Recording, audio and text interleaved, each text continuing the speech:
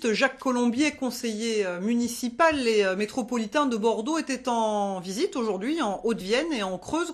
Un tour du Limousin débuté hier en Corrèze, un département où le FN a bien du mal à se mettre en ordre de bataille.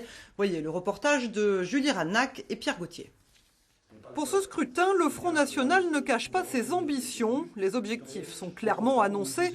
Faire siéger une trentaine d'élus au sein de la future grande région, dont 2 pour la Haute-Vienne et autant pour la Corrèze, un département de mission pour le FN.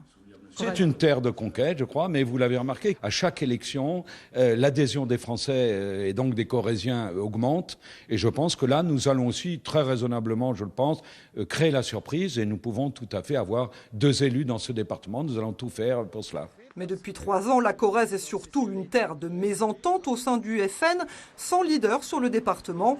Et la chef de file pressentie pour mener la liste des régionales en Corrèze, la nouvelle secrétaire départementale, la Limougeaude Agnès Tarasso, ne fait pas que des heureux.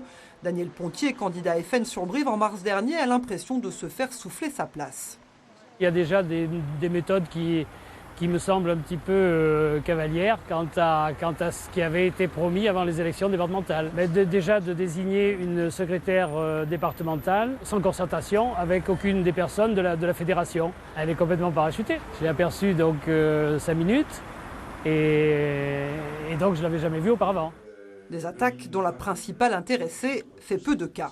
Me supporter pour moi n'est pas un obstacle. Moi je continue, j'ai une équipe qui est là, qui en veut. J'ai, nominé certaines personnes qui étaient déjà présentes et qui ont le désir de travailler, de s'en sortir et d'avoir une fédération saine et solide, de manière au moins à être, si vous voulez, aux yeux des électeurs, montrer qu'il y a une fédération qui est là, qui a du poids et sur laquelle on peut compter.